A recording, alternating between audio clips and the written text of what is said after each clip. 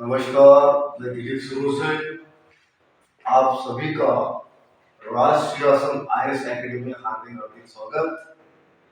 और सभी उपस्थित स्टूडेंट को मैं ये कहना चाहता हूँ कि आज नए सिरे से हम एक नया अध्याय को शुरुआत करने जा रहे हैं, जिस पीरियड का नाम होगा ताज का राज। ताज का राज माना ये माना जाएगा कि ईस्वीसन पूर्व 1600 से लेकर 1853 तक जितने भी अधिनियम अमेंडमेंट बनाए गए उन सभी के लिए बोर्ड ऑफ डायरेक्टर की परमिशन लगती थी, गवर्नर जनरल की परमिशन लगती थी, ब्रिटिश पार्लियामेंट्री बोर्ड की परमिशन लगती थी। लेकिन अब उस समय तक केवल मात्र यहाँ पे ईस्ट इंडिया कंपनी का शासन और प्रशासन था। और इस एक्ट से, इस अधिनियम से वो ब्रिटिश पार्लियामेंट बोर्ड की ओर से बनाए जा रहे नियम अधिनियम या गवर्नर जनरल की ओर से बनाए जा रहे नियम अधिनियम समाप्त हो चुका है। यहाँ से सीधे तौर पर देखा जाए तो 1858 का अधिनियम एक भारतीय प्रशासन की यंत्रणा में पूरी तरह से सुधार एवं परिपूर्णता इसके लिए किया गया हुआ बदलाव था।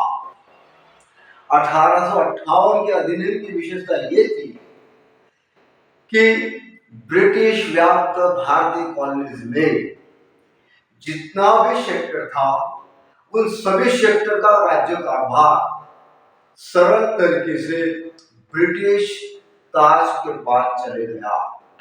यही होता है ताज का राज। माना कि 1858 से लेकर 1947 तक लगभग 90 साल के अंतर्गत जो भी चेंजिंग आए, परिवर्तन आए, सभी ब्रिटिश ताज के अंतर्गत आए। और यही विशेष बात यहाँ हमें दिखाई देती है। यहाँ पे गवर्नर जनरल का नाम समाप्त होते जा रहा है। यहाँ पे नए सिरे से एक और दूसरा नाम जोड़ दिया जा रहा जिसे वाइसराय कहते थे। तो आइए जरा देखते हैं हम 1858 का भारत अधिनियम के बारे में। भारत शासन ब्रिटिश महारानी गवर्नर जनरल पद नाम बदलकर वाइसराय हुआ। राजा का प्रतिनिधि डायरेक्टली वाइसराय के मुताबिक 1858 के भारत अधिनियम के मुताबिक कंपनी शासन और प्रशासन राज समाप्त हो चुका है। ब्रिटिश व्याप्त भारत कॉलोनी में समाप्त हो चुका और यहाँ का पूरा राजकाज, पूरी सत्ता एवं पूरी प्रशासन के अंतर्गत सब मिलाकर, कुल मिलाकर ब्रिटेन के रानी महारानी विक्टोरिया के पास चले गया। और अभी तक जिस पद से यहाँ का कारोबार चलाया जाता था, जैसा कि गवर्नर जनरल, वो गवर्नर जनरल पद खारिज होकर उस जगह पे नए पद का सृजन हुआ। उसका नाम रखा गया वाइसरॉय। वाइसरॉय का मतलब ये होता है कि रॉय का जो वॉइस होता है, आवाज होता है, या रॉय का जो प्रतिरूप होता है वो वाइसरॉय। राजा का प्रत्यक्ष तौर पर प्रतिनिधि बनकर इस कॉलोनी में रहना और यहाँ का कामकाज संभालना वो मुख्य कार्य था वाइसरॉय का। तो 1858 में अधिनियम के बदलाव के बाद राजा का प्रतिरूप वाइसरॉय बनकर यहाँ का पूरा की पूरा कामकाज संभालने लगा। और भारतीय प्रदेश के प्रथम वाइसरॉय लॉर्ड कैनिंग बने थे। ख्याल रखना, ब्रिटिश व्याप्त भारतीय प्रदेश के प्रथम वाइसरॉय लॉर्ड कैनिंग बने थे।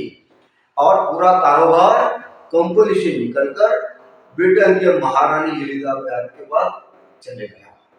एक पहला कॉलम इसका। अब दूसरा कॉलम देखते हैं। जैसा कि हमारे यहाँ इस कानून के पहले नियंत्रण बोर्ड एवं बोर्ड ऑफ डायरेक्टर, निदेशक कोर्ट एवं नियंत्रण बोर्ड, ये दो नाम की संस्थाएं प्रशासन के ऊपर देखरेख करने के लिए बाय अथॉरिटी चलाई जाती थी, कि जिनके तहत यहाँ का राजकाज चलाने हेतु उनका सलाह एवं उनकी गाइडलाइन दी जाती थी। वही जो दो संस्थाएं थी, जिसका नाम था नियंत्रण बोर्ड, डायरेक्टर ऑफ कंट्रोलर, और निदेशक कोर्ट, कोर्ट ऑफ डायरेक्टर, ये दो नाम से सभी प्रशासन के ऊपर पूरा ख्याल रखा जाता था। ये इन दो संस्थाओं को भी यहाँ पे दर्जा दिलाया गया, और यहाँ पे केवल और केवल मात्र द्विज शासन प्रणाली का भी समाप्तिकरण होते दिखाई दे रहा है। जैसा कि हमने देखा था कि 1853 में प्रशासकीय अधिकार अलग और राजकीय कार्य अलग, ये जो हमें मिला था वो 1858 में द्विज शासन प्रणाली की पद्धति यहाँ से समाप्त हो चुकी, और दो बोर्ड निदेशक और बोर्ड डायरेक्टर इनका भी पतन हो चुका। तीसरा बात होगी यहाँ पे, बोर्ड ऑफ डायरेक्टर जाने के बाद वाइसराय पद के साथ साथ और एक पद, नए पद का सृजन हुआ, जिसका नाम था राज्य सचिव, सेक्रेटरी ऑफ स्टेट या स्टेट सेक्रेटरी। और स्टेट सेक्रेटरी के बारे में बताया जाएगा कॉलम नंबर 3 में। जो स्टेट सेक्रेटरी, राज्य सचिव, वो खुले तौर पर ब्रिटेन में रहकर कामकाज चलाते थे, और उसका पदे इंसान बनता था जो ब्रिटिश पार्लियामेंट्री बोर्ड में कैबिनेट के सदस्य हो। अब ब्रिटिश संसदीय बोर्ड में कैबिनेट सदस्य वही उसकी तरफ भारतीय कॉलोनी का, जो ब्रिटिश उत्तर प्रदेश था, वो भारतीय कॉलोनी का राज्य कारभार चलाने हेतु जो पद नियम करवाया, पद तैयार करवाया गया था, वो था राज्य सचिव का पद। और ये राज्य सचिव का पद पूरी तरह से ब्रिटिश पार्लियामेंट्री बोर्ड को जवाबदार था। वाइसरॉय के द्वारा किए गए कार्य, भारतीय ब्रिटिश वसाहत में किए गए कामकाज कार्य, लेखा जोखा, सैनिक शक्ति, नागरिकीकरण, हर चीज के बारे में यहां से वाइसरॉय से रिपोर्ट जाती थी राज्य सचिव के पास, और राज्य सचिव को प्रशासनिक यंत्रणा प्राप्त हुई थी, वाइसरॉय को भी प्रशासनिक यंत्रणा प्राप्त हुई थी। लेकिन इस कॉलेज में क्या हो रहा है, क्या चल रहा है, किस तरह से कामकाज चल रहा है, इसका पूरा माहिती देने का दायित्व ब्रिटिश पार्लियामेंट बोर्ड ने राज्य सचिव नाम के नए बनाए हुए पद पे पूरा भारांकित किया था। वो था राज्य सचिव पद। इसके बाद और उसके लिए राज्य सचिव पद एक स्थानीय निकाय थी, निगमित निकाय थी, जिसके तहत राज्य कारभार चलाना था, और राज्य सचिव के सहायतार्थ हेतु 15 सदस्यों को नॉमिनेट करके एक परिषद बनाई गई थी। वही परिषद, ऐसा मान लीजिए कि आज के प्रशासन, आज के शासकीय प्रणाली में मिनिस्ट्री कहलाई जाएगी। सबसे विशेष बात, 1800 से 58 के अधिनियम में परिषद के सचिव, परिषद के अध्यक्ष को 15 सदस्यों की जो फौज उनके कामकाज के लिए सहायता रखी थी, वही आज की मिनिस्ट्री मानी जाएगी। और ये विशेष बात थी, और पूरा की पूरा परिषद को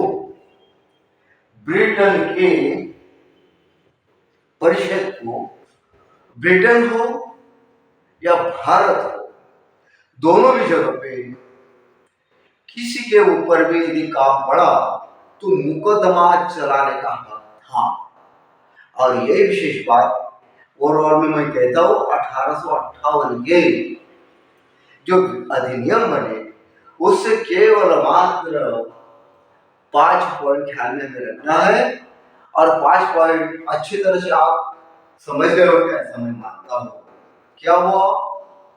प्रशासनिक सुधार कार्य के लिए सबसे पहले ये बात मान लीजिए, एक बार रिपीट करता हूं मैं, 1858 का भारत अधिनियम ब्रिटिश ईस्ट इंडिया कंपनी की सत्ता चली गई, कामकाज चले गया, उसका पूरा निरस्तीकरण करवा दिया गया, और वो स्थितियां, वो बातें पूरी तरह से ब्रिटिश रानी विक्टोरिया के तरफ चली गई, जिनके जिम्मेदार जिनको संभाला ब्रिटिश के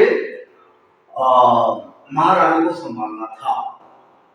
दूसरी बात, जैसा कि यहाँ पे पहले गवर्नर जनरल का पद था, वो पद को निकालकर वाइसरॉय का पद शुभारंभ कराया गया, जो पहले बार लॉर्ड कैनिंग भारत के वाइसरॉय बन गए। तीसरी बात, नियंत्रण बोर्ड, निदेशक बोर्ड, प्रशासन के ऊपर जिम्मेदारी जो जो बातें थी, इसे सभी को निरस्त करवा दिया गया, और एक पद का निर्माण करवाया गया जिसे भारत का सचिव कहलाया जाता है, या राज्य सचिव भी कहलाया जाता है। वो राज्य सचिव ब्रिटिश पार्लियामेंट्री बोर्ड एवं ब्रिटिश कैबिनेट का एक सदस्य रहता था, और ब्रिटिश कैबिनेट के सदस्य होने के नाते से यहाँ का ब्रिटिश व्याप्त भारत का परिपूर्ण कारभार का ब्यौरा देने का दायित्व सचिव पे आया था। ये बड़ा सुधार हुआ था, और उसकी सहायता के लिए 15 सदस्यीय परिषद बनाई गई थी, जिससे कारोबार में पूरकता हो, हर एक को अपनी अपनी जिम्मेदारी मिले और कारोबार पारदर्शिता के साथ हो, एक ही उद्देश्य था। और परिषद को भारत हो या ब्रिटेन हो, समय के मुताबिक दोनों भी जगह पे मुकदमा चलाने का अधिकार दिया गया था।